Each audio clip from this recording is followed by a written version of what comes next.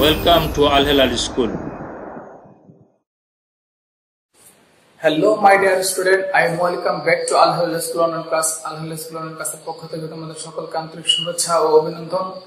আমি আজকে আবার তোমাদের সামনে হাজির হয়েছি ষষ্ঠ শ্রেণীর গণিত বই নিয়ে। অর্থাৎ আজকে আমি দেখাবো গণিত বইয়ের দ্বিতীয় অধ্যায়ের 2.2 এর বাকি যে ম্যাথগুলো আছে সেই ম্যাথগুলোকে আমরা সমাধান করার চেষ্টা করব। চলো বন্ধুরা শুরু করা যাক। আমি গত ক্লাসে তোমাদের দেখিয়েছিলাম শতকরা প্রকাশ এবং শতকরাকে সাধারণ ভগ্নাংশ প্রকাশ। আজকে আমরা শুরু করব আমাদের গণিত বইয়ের 2.2 এর 5 নম্বর অঙ্ক থেকে। অর্থাৎ 5 নম্বর অঙ্কটি হচ্ছে যে কোন স্কুলের শিক্ষার্থীর সংখ্যা 500 জন এর মধ্যে ছাত্রীর সংখ্যা 40% হলে ওই স্কুলের ছাত্র সংখ্যা নির্ণয় করো। অর্থাৎ আমার এখানে দেওয়া আছে একটা স্কুলের শিক্ষার্থীর সংখ্যা 500 জন। অর্থাৎ শিক্ষার্থী বলতে আমরা ছাত্র ছাত্রী উভয়কে বুঝো। এই 500 এর মধ্যে ছাত্র সংখ্যা আছে, ছাত্রী সংখ্যা আছে, সেখানে 40% হচ্ছে ছাত্রীর সংখ্যা, বাকি যে ছাত্রগুলো আছে সেগুলো আমাদের বের করতে হবে। অর্থাৎ ছাত্রীর সংখ্যা যদি 40% হয় তাহলে 100 থেকে 40 বিয়োগ করলে আমরা পাবো 60, তাহলে 60% হচ্ছে ছাত্র সংখ্যা। অর্থাৎ এই 500 জনের মধ্যে ছাত্রী এবং ছাত্র উভয়ই মিশ্রিত আছে। 500 জনের মধ্যে ছাত্রী আছে 40%, সেখান থেকে আমাদের ছাত্র সংখ্যাটা বের করে নিতে হবে। তো চলো বন্ধুরা শুরু করা যাক আমাদের আজকের অঙ্কটি। তাহলে আমি প্রথমে লিখি সমাধান ছাত্রীর সংখ্যা 40%।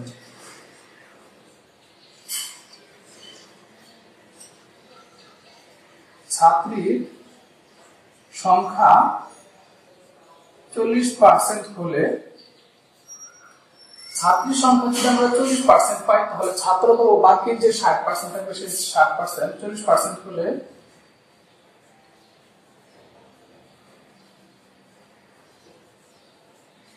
ছাত্র সংখ্যা 100 বিয়োগ 40 % ইকুয়াল 60%। এই 500 জনের মধ্যে 60% হচ্ছে আমাদের ছাত্র, বাকি 40% হচ্ছে আমাদের ছাত্রী। তো 60% বলতে আমরা কি বুঝি? 100 এর মধ্যে 60 জন, এটি আমরা বুঝি। মূলত 60% বলতে আমরা বুঝি 100 এর মধ্যে আছে 60 জন। তাহলে আমাদের মোট ছাত্রছাত্রী হচ্ছে 500 জন। তাহলে 500 জনের মধ্যে কত জন সেটা আমাদের বের করে নিতে হবে।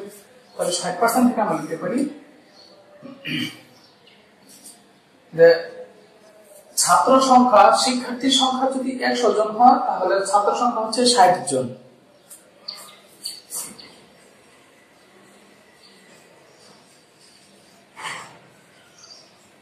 শিক্ষার্থীর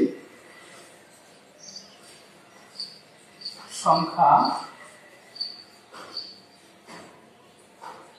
100 জন হলে ছাত্র সংখ্যা 60 জন।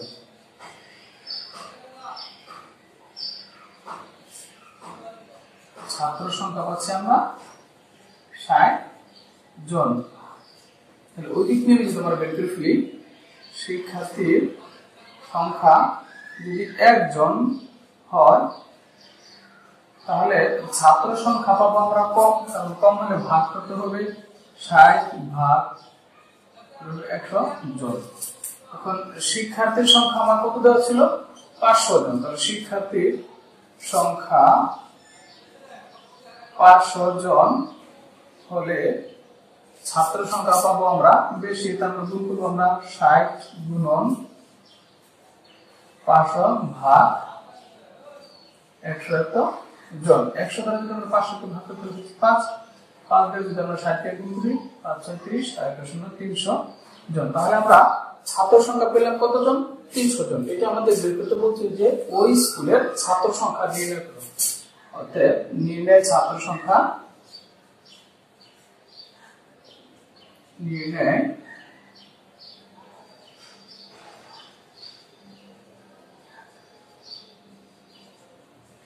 ছাত্র সংখ্যা 300 জন। এটি আমাদের বের করতে বলছে। তো আশা করি বন্ধুরা তোমরা সকলে 5 নম্বর অঙ্কটি ভালো করে বুঝতে পারছো। এখন আমরা চলে যাব আমাদের বইয়ের পরবর্তী ম্যাথ অর্থাৎ 6 নম্বর অঙ্কটি। তো 6 নম্বর অঙ্কটি হচ্ছে যে ডেভিড সাময়িক পরীক্ষায় 900 নম্বরের মধ্যে 600 নম্বর পেয়েছে।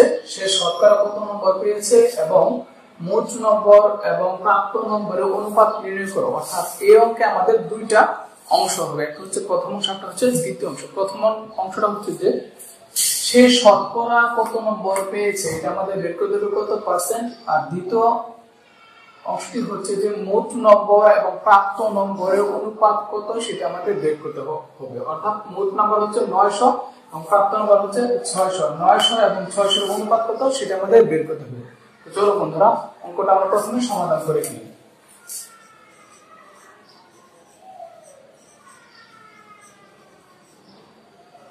সমাধান প্রথম অংশ লিখে দিলে আমি প্রথম অংশ, যেহেতু অঙ্কের দুইটা পার্ট আছে,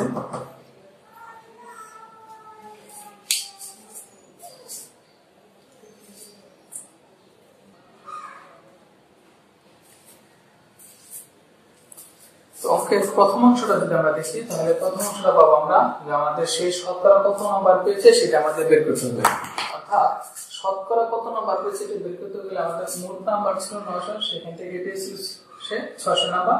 অর্থাৎ 900 থেকে পেয়েছে 600, এক নাম্বার থেকে কত নাম্বার পেয়েছে 100 নাম্বার থেকে কত নাম্বার পেয়েছে সেটা হবে আমাদের শতকরা। অর্থাৎ শতকরা আমরা জানি কোনো কিছু শতকরা বের করতে গেলে আমরা সেটা 100 এর সাথে কাউন্ট করে থাকি, এই জন্য আমরা এটাকে 100 এর সাথে কাউন্ট করি। তাহলে আমাদের শুরুর প্রথম অংশ 900, তাহলে আমরা লিখতে পারবো 900 নম্বরের মধ্যে পেয়েছে 900 নম্বরের মধ্যে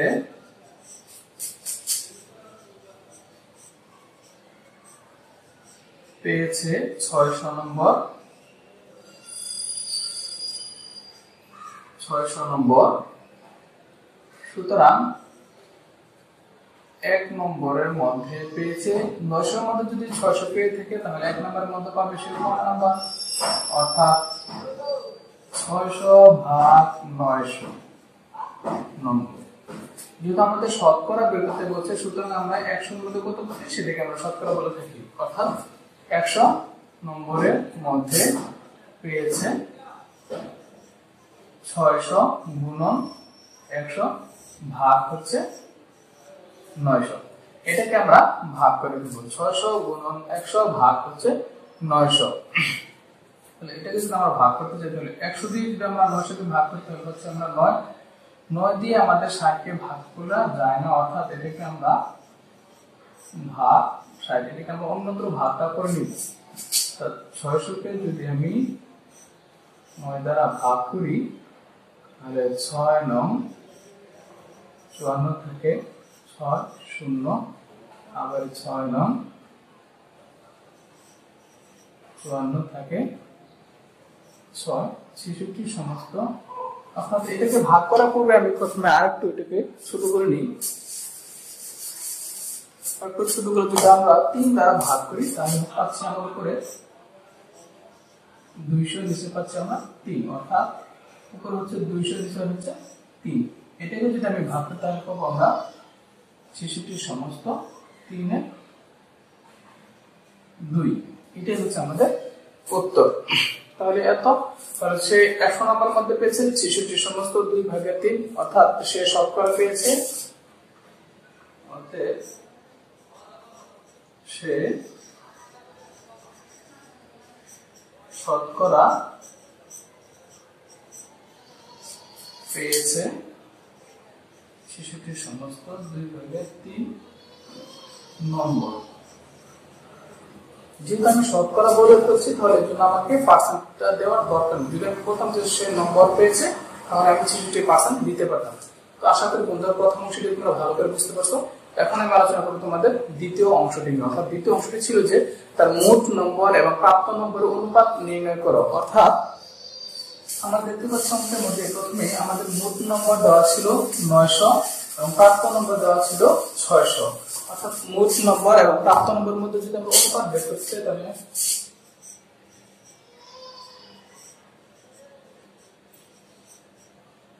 দ্বিতীয় অংশ, অর্থাৎ মোট নম্বর এবং প্রাপ্ত নম্বরের অনুপাত আমাদের বের করতে হবে। তাহলে আমরা লিখে ফেলি মোট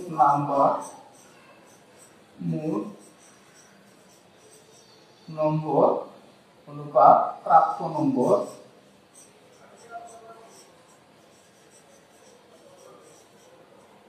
ইকুয়াল মোট নাম্বার ছিল আমাদের 900 ইস্টু প্রাপ্ত নম্বর ছিল আমাদের 600।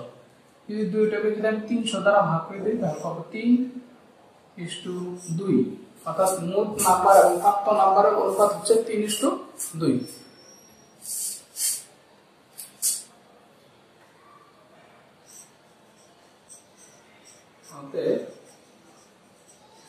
মোট নম্বর ও প্রাপ্ত নম্বরের অনুপাত প্রাপ্ত নম্বরের অনুপাত ইকুয়াল 3:2। এটা হচ্ছে আমাদের উত্তর। আশা করি বন্ধুরা তোমরা 6 নম্বরটি ভালো করে বুঝতে পারছো। আমি এখন চলে যাবো তোমাদের বইয়ের 7 নম্বরটা হচ্ছে যে মুসান্না বইয়ের দোকান থেকে একটি বাংলা রচনা বই 84 টাকায় ক্রয় করলো, কিন্তু বইটির কভারের মূল্য লেখা ছিল 120 টাকা। সে শতকরা কত টাকা কমিশন করলো? তোমাদের বের করতে হবে যে সে শতকরা কত টাকা কমিশন করলো। বইটি সে ক্রয় করেছিল 84 টাকা দিয়ে, কিন্তু বইয়ের কভারের মূল্য লেখা ছিল 120 টাকা। তাহলে বইয়ের মূল্য ছিল 120 টাকা, কিন্তু সে ক্রয় করেছে 84 টাকা। তাহলে এখান থেকে সে কিছু টাকা কমিশন পেয়েছে, কম পেয়েছে। এবং সে কত টাকা কম পেয়েছে সেটা আমরা প্রথমে বের করে নিব, তারপর আমরা বের করে নিব যে সে শতকরা কত টাকা কম পেয়েছে। চলো বন্ধুরা আমরা অঙ্কটাকে সমাধান করে ফেলি। তো প্রথমে আমাদের বের করতে হবে যে সে কত টাকা কম পেয়েছে। কত টাকা কম পেয়েছে সেটা বের করতে গেলে আমাকে কভারের যে মূল্য ছিল সেই মূল্য থেকে আমি ক্রয় মূল্য যদি বিয়োগ করে দিই, তাহলে আমরা সেটা পেয়ে যাবো যে সে কত টাকা কম পেয়েছে। তো চলো বন্ধুরা সমাধান করে ফেলি। তাহলে বইয়ের প্রকৃত মূল্য, বইয়ের কভারের মূল্য, বইয়ের কভারের মূল্য ছিল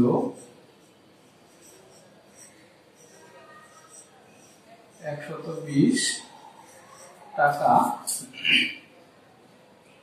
বইটি ক্রয় করে বইটি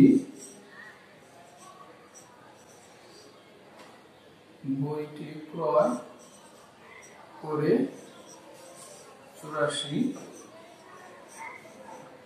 টাকায়। তাহলে সে 120 টাকা যেহেতু মূল্য ছিল এবং সেখান থেকে সে বইটি ক্রয় করছে 84 টাকায়, তাহলে সে অবশ্যই কমিশন পেয়েছে।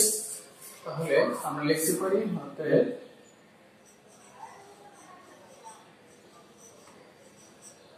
কমিশন পায়। তাহলে কত টাকা কমিশন পেয়েছে সে? 120 বিয়োগ 84 এত টাকা, অর্থাৎ 120 থেকে 84 বিয়োগ করে দিতে হবে, কেন হতে 36 টাকা। তাহলে সে 36 টাকা কমিশন পাচ্ছে। এখন আমাদের লক্ষ্য করতে হবে যে সে শতকরা কত টাকা কমিশন পেয়েছে। সুতরাং তাহলে আমরা এই যে 36 টাকা কমিশন পেয়েছে, সেই 36 টাকা কমিশন কত টাকা থেকে পেয়েছে? 84 টাকা থেকে না 100 টাকা 120 টাকা থেকে? অবশ্যই 120 টাকা থেকে, কারণ বইয়ের কভারের মূল্য ছিল তো 120 টাকা। তাহলে 120 টাকা কমিশন পায় 36 টাকা, 1 টাকা কমিশন পায় কত টাকা? 100 টাকা কমিশন পায় কত টাকা? সেটা আমাদের শতকরা চলে আসবে, কারণ আমরা আগে জেনে আসছি যে শতকরা বের করতে গেলে আমাদের 100 এর সাথে কাউন্ট করতে হবে। তাহলে আমরা এখান থেকে লিখবো 120 টাকায় কমিশন পায়, 120 টাকায়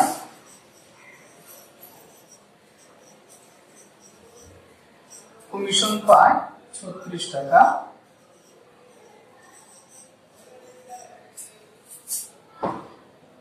সুতরাং 1 টাকায় কমিশন পাবে। 120 টাকা যদি 36 টাকা কমিশন হয়, তাহলে 1 টাকা কমিশন অবশ্যই কম হবে, অর্থাৎ 36 ভাগ 120 টাকা। আমাকে বের করতে বলছিল যে সে শতকরা কত টাকা কমিশন পেয়েছে। শতকরা বের করতে গেলে আমাকে 100 এর সাথে কাউন্ট করতে হয়। সুতরাং আমি লিখবো যে 100 টাকায় কমিশন পায় 36 গুণন 100 ভাগ 120। এখন এটাকে আমরা হিসাব করে নিব। যদি আমরা 20 দিয়ে ভাগ করি তাহলে আমরা পাবো 5 20 100 আর 6 20 120। 6 দিয়ে যদি আমরা 36 কে ভাগ করি তাহলে পাবো আমরা 6 6 36। 6 এবং 5 কে গুণ করে পাচ্ছি আমরা 30 টাকা। তাহলে সে কমিশন পেয়েছে, শতকরা পেয়েছে 30 টাকা।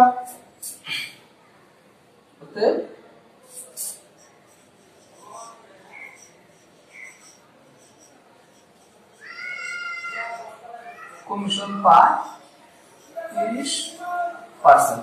এটাই হচ্ছে আমাদের আনসার। আশা করি বন্ধুরা তোমরা সকলে 7 নাম্বার অঙ্কটা ভালো করে বুঝতে পারছো। তো আমি এখন চলে যাব তোমাদের পরবর্তী ম্যাথে, অর্থাৎ 8 নাম্বার আছে। একজন চাকরিজীবীর মাসিক আয় 15,000 টাকা, তার মাসিক ব্যয় 9,000 টাকা। তার ব্যয় আয়ের শতকরা কত? অর্থাৎ মাসিক আয় হচ্ছে আমাদের 15,000 টাকা আর মাসিক ব্যয় হচ্ছে আমাদের 9,000 টাকা। তাহলে আমাদের কিছু টাকা আয় রয়ে গেছে, এখন তাহলে তার ব্যয়টা আয়ের শতকরা কত টাকা সেটা আমাদের বের করতে হবে। তো চলো বন্ধুরা আমরা সমাধান করে ফেলি। অর্থাৎ